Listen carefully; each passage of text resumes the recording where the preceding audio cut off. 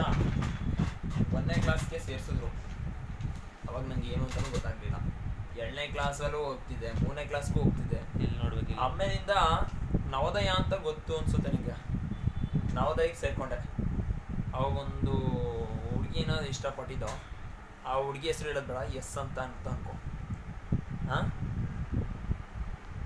ಅದು ಹೋಗ್ಬಿಡ್ತು. 5ನೇ ಕ್ಲಾಸ್ ಮುಗಿದ ತಕ್ಷಣ ಹೊಂಟೋಯ್ತು. ಆಮೇಲೆ 6ನೇ ಕ್ಲಾಸು 7ನೇ ಕ್ಲಾಸು ಏನಿಲ್ಲ, ಮಾಮೂಲಿ ಅದು ಇದು ಅಕ್ಕಪಕ್ಕ ನೋಡ್ಕೊಂಡೆ ಬರ್ದೆ, ಪಾಸ್ ಆಯಿತು, ಏನೋ ಹೋಯ್ತು. ನಮ್ಮ ಮನೇಲಿ ನಾನು ಇಂಜಿನಿಯರಿಂಗ್ ಮಾಡ್ಬಿಡ್ತೀನಿ ಹಂಗೆ ಹಿಂಗೆ ಅಂತ ಅಂದ್ಬಿಟ್ಟು ರಾಮಕುಂಜಿಗೆ ಅಂತ ಸೇರಿಸಿದ್ರು. ರಾಮಕುಂಜದಲ್ಲಿ ಸೇರಿಕೊಂಡೆ, ಓದಿದೆ, ಅಲ್ಲಿ ಫೇಲ್ ಆಗೋದೆ. 8ನೇ ಕ್ಲಾಸ್ಗೆ ಫೇಲ್ ಆಗೋದೆ. ಆಮೇಲೆ ಹಂಗೆ ಹಿಂಗೋ ಬರ್ದು ಒಂದು ಸ್ವಲ್ಪ ಪಾಸ್ ಮಾಡ್ಕೊಂಡು ಬಂದ್ಬಿಟ್ಟೆ ಮಗ. ಆ ಸ್ಕೂಲಲ್ಲಿ ಆಳ್ಬಸ್ಸಿಗೂ ಕಾಪಿ ಚೀಟಿ ಹೊಡಿಯೋಕ್ಕಲ್ಲ, ಅಕ್ಕಪಕ್ಕದವರು ತೋರಿಸೋದಿಲ್ಲ ದೊಡ್ಡದವು. ಆಮೇಲಿಂದ ಏನಾಯಿತು, ಹೆಂಗೋ ಬಂದೆ, ನಮ್ಮೂರಿಗೆ ಬಂದ್ಬಿಟ್ಟೆ. ನಮ್ಮೂರಿಗೆ ಬಂದಮೇಲೆ ನನ್ನ ಫ್ರೆಂಡ್ಸ್ಗೆಲ್ಲ ಎಲ್ಲರಿಗೂ ಸೈಕಲ್ ಐತೆ. ಯಾಕೆಲ್ಲೋ 8ನೇ ಕ್ಲಾಸು ಗೌರ್ಮೆಂಟ್ ಶಾಲೆಯಲ್ಲಿ ಓದಿದ್ದಕ್ಕೆ ಕೊಟ್ಟರು. ಗೌರ್ಮೆಂಟ್ ಸ್ಕೂಲಲ್ಲಿ ಓದಿದ್ದಕ್ಕೆ ಏನೋ ಸೈಕಲ್ ಕೊಟ್ಟಿದ್ರು. ನನಗೆ 9ನೇ ಕ್ಲಾಸ್ಗೂ ಸೈಕಲ್ ಇಲ್ಲ, 10ನೇ ಕ್ಲಾಸ್ಗೂ ಸೈಕಲ್ ಇಲ್ಲ. ಬಟ್ ನನ್ನ ಸೈಕಲ್ ಇತ್ತು. ಮಾಮೂಲಿ ನ್ಯೂಸ್ ಪೇಪರ್ ಹಾಕೊಳ್ವೆ. ಹೆಂಗ್ ತಗೊಂಡ್ರಿ ಸರ್ ಅದು ಸೈಕಲ್ನ? ಕಷ್ಟಪಟ್ಟಿದ್ದೀರಾ ಬಿಡಿ ಸರ್ ನಿಮ್ಮ ಜೀವನದಲ್ಲಿ. ಕಷ್ಟಪಟ್ಟಿಲ್ಲ, ನಮ್ಮ ಅಪ್ಪ ತಗೊಂಡಿದ್ರು, ನಾನು ಓಡಿಸ್ತಾ ಇದ್ದೀನಿ ಅಷ್ಟೇ.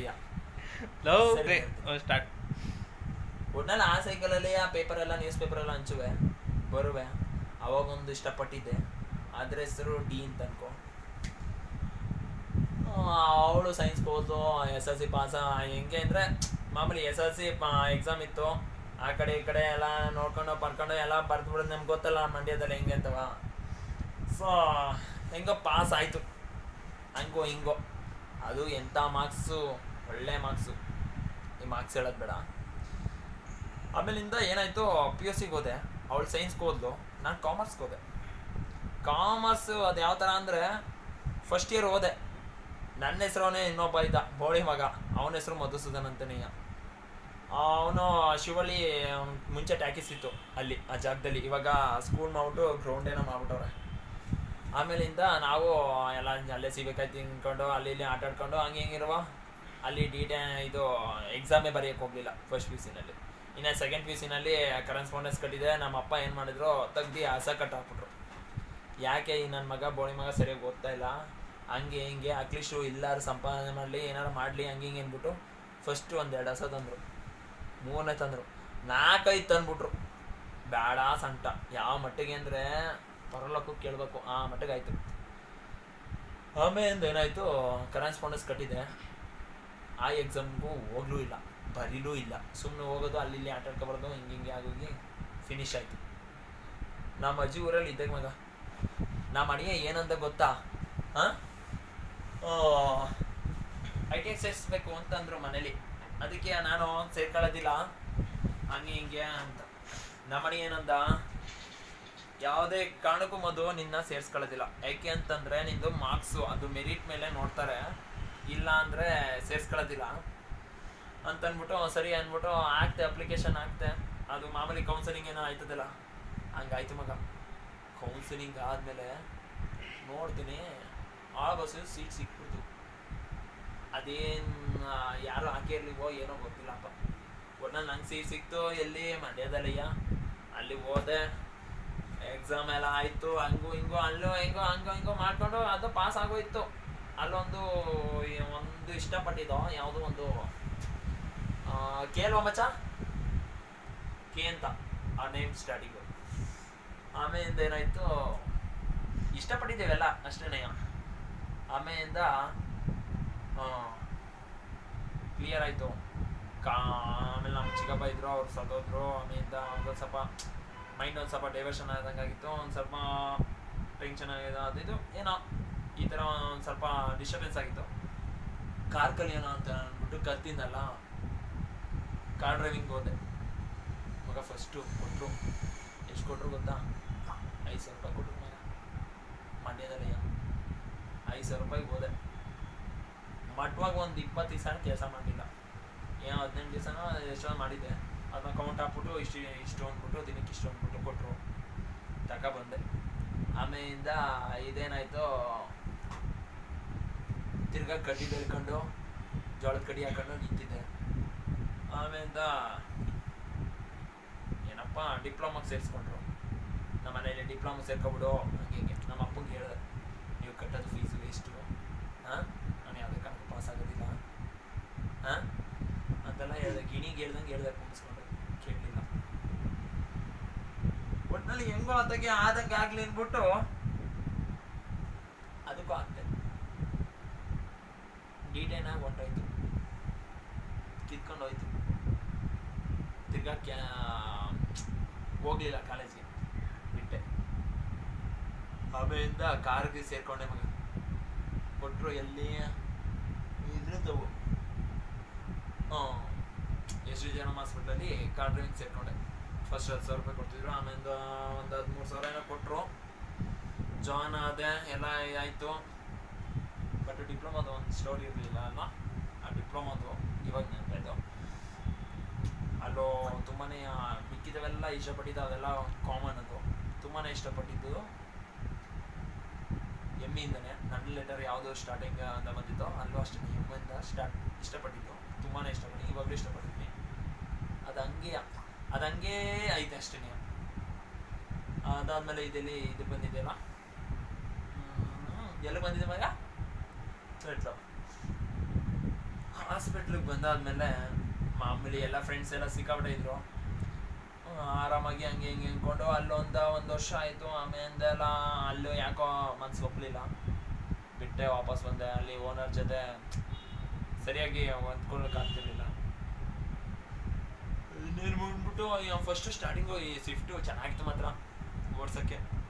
ಸ್ವಿಫ್ಟು, ಆಮೇಲೆ ಇನೋವಾ ಅಂತ ಅದ್ದೂರಿ ಮಗ. ಹೆಂಗೆ ಗೊತ್ತಾ, ಬೆಂಗಳೂರಿಂದ ಕಚ್ಚಿಗೆ ಬರೀ ಒಂದು 3 ಗಂಟೆಯಲ್ಲೆಲ್ಲ ಹೊಡೆದ್ಬಿಟ್ಟಿದ್ದೀನಿ. ಹೆಂಗೆ ಗೊತ್ತಾ, ಬೆಳಗ್ಗೆ 5 ಗಂಟೆಗೆ ಗಾಡಿ ಸ್ಟಾರ್ಟ್ ಮಾಡಿದ್ದು ಡಾಲರ್ಸ್ ಕಾಲೋನಿಯಲ್ಲಿ. ಕಚ್ಚಿಗೆ ಸೇರಿದ್ದು 5ರಿಂದ 8 ಗಂಟೆಗೆ ಸೇರಿಬಿಟ್ಟೆ. ಟ್ರಾಫಿಕೇ ಇರಲಿಲ್ಲ. ಫುಲ್ ಕಾಲಿ ಹೊಡಿತಿದ್ದು, ಡ್ರಾಪ್ ಅಂತ ಹೊಡೆದಿದ್ದು. ಸೆಟ್ ಹೊಡೆದಂಗೆ ಹೊಡ್ತಿರೋದು ಗಾಡಿಯ. ಜಿ ಅಂತ ಒಟ್ಟಿನಲ್ಲಿ ಇದು ಬಂದ. ಆಮೇಲಿಂದ ಅಲ್ಲಿ ಆಯಿತು ಬೇಡ ಅಂದ್ಬಿಟ್ಬಿಟ್ಟು ಆಮೇಲಿಂದ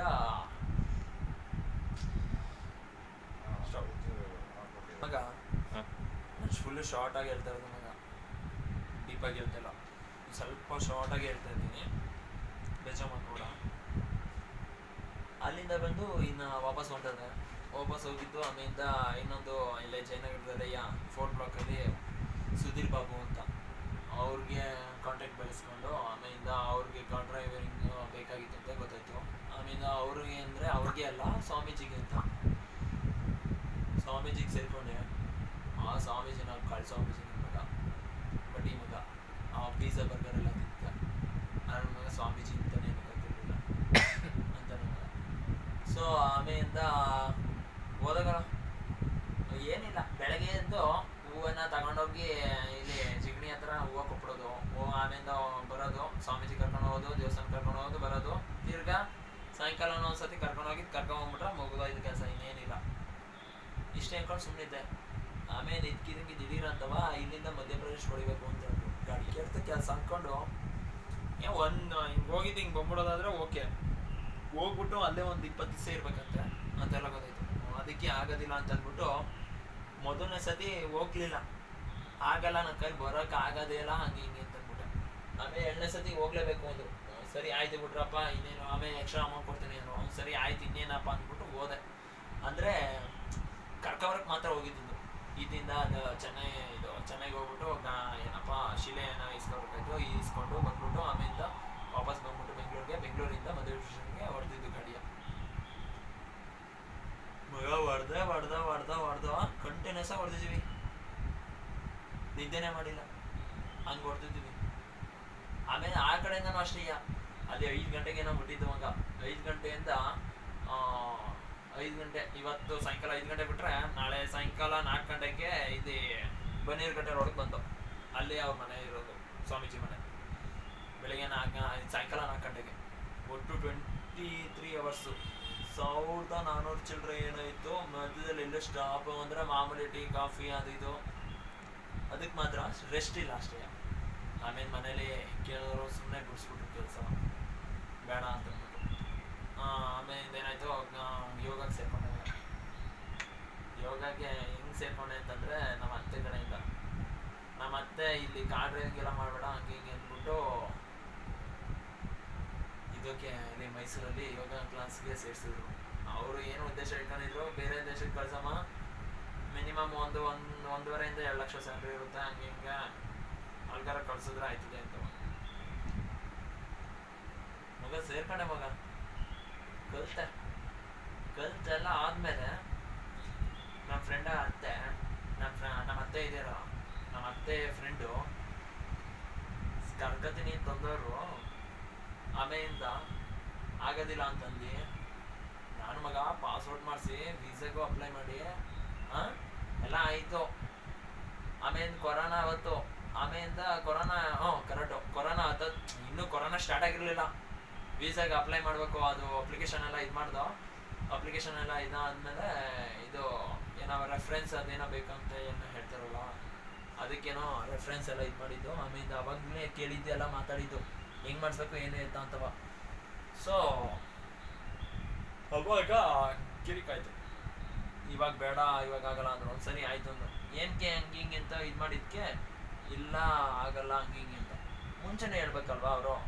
ಸೇರ್ಸ್ಕೊಳ್ಳೋದೇನೋ ಅಂದ್ರೆ ಮುಂಚೆನೇ ಹೇಳ್ಬೇಕು, ಇಲ್ಲ ಬೇಡ ಅಂತ ಮಾತು ಬಿಡೋದು, ಸುಮ್ಮನೆ ಬ್ಯಾಡ್ ಒಪಿನಿಯನ್ ಹೇಳೋದು ಏನೇನೋ ಸರಿ ಅಂತ ಅಂದ್ಬಿಟ್ಟು ಕ್ಯಾನ್ಸಲ್ ಮಾಡ್ತಾರೆ. ಆಮೇಲಿಂದ 1 ವರ್ಷ ಆಮೇಲೆ ಕೊರೋನಾ ಸ್ಟಾರ್ಟ್ ಆಯಿತು. 1 ವರ್ಷ ಮನೇಲೇ ಇದ್ದೆ, ಮನೇಲೇ ಇದ್ಕೊಂಡು ಆಮೇಲಿಂದ ಅಲ್ಲಿ ಮೈಸೂರನ್ನು ಸ್ವಲ್ಪ ಟೀಚ್ ಮಾಡ್ತಿದ್ದೆ. ಮೈಸೂರಲ್ಲಿ ಯಾಕೋ ಒಪ್ಕೊಂಡಂಗೆ ಆಗಲಿಲ್ಲ. ಆಮೇಲಿಂದ ವಾಪಸ್ ಬಂದೆ ಬೆಂಗ್ಳೂರು ಬಂದವನು ಹೆಬ್ಬಾಳ ಸೈಡ್ ಹೋದೆ ಏಕ್ದಮ್. ಅಲ್ಲಿ ಇನ್ಸ್ಟಿಟ್ಯೂಷನಲ್ಲಿ ಮನ್ಸ್ಕೋಪ್ ಅಂತ ಸ್ಯಾಲ್ರಿ ಸಿಗಲಿಲ್ಲ ಅಲ್ಲಿ. ಆಮೇಲೆ ಪ್ಲಸ್ಸು ಯಾಕೋ ಸೆಟ್ ಆಯ್ತಿರ್ಲಿಲ್ಲ, ಒಬ್ಬನೇ ಇರೋಕ್ಕಾಗ್ತಿರ್ಲಿಲ್ಲ ಅಂತ. ಇನ್ನೊಬ್ಬ ಇದ್ದ ನನ್ನ ಫ್ರೆಂಡು ಸಾಗ ಅಂತ, ಸಾಗಂಗೆ ಫೋನ್ ಮಾಡಿದೆ, ಮಚ್ಚ ಬರ್ತಾ ಇದ್ದೀನಿ ಬರಲ್ಲ, ಎಲ್ಲಿದೆಯಾ ಅಂತ ಕೇಳಿದೆ. ಅದಕ್ಕೆ ಇಲ್ಲಿ ಜಯನಗರದೇನೆ ಏನಿಲ್ಲ ಅಂತ ಕೇಳ್ದೆ. ಅದಕ್ಕೆ ಸರಿ ಆಯಿತು ಅಂದ್ಬಿಟ್ಟು ನಾನು ಬರ್ತೀನಿ ಅಂತ ಕೇಳಿದೆ. ಸರಿ ಬಾ ಮಚ್ಚ ಅಂತಂದ. ಆದಂಗೆ ಆಗಲಿ ಅಂತಂದ್ಬಿಟ್ಟು ಬಂದೆ. ಬಂದವನು ಒಟ್ಟಲ್ಲಿ ಅವ್ನು ಕರ್ಕೊಂಡು ಅಲ್ಲಿ ಒಡ್ಡಾಡಿಸ್ದ, ಆ ಜಿಮ್ ಅಂತೆ ಈ ಜಿಮ್ ಅಂತೆ ಅಂತ. ಹಿಂಗೆ ಜಿಮ್ ಓಡಾಡಿಸಿ ಹಿಂಗೆ ಬೇರೆ ಬೇರೆ ಕ್ಲಾಸ್ ಸಿಕ್ಕಿ ಅದು ಸಿಕ್ಕಿ ಇದು ಸಿಕ್ಕಿ ಇವಾಗ ಈ ಸ್ಥಿತಿಗೆ ಬಂದಿದ್ದೀನಿ ಅಷ್ಟೇ.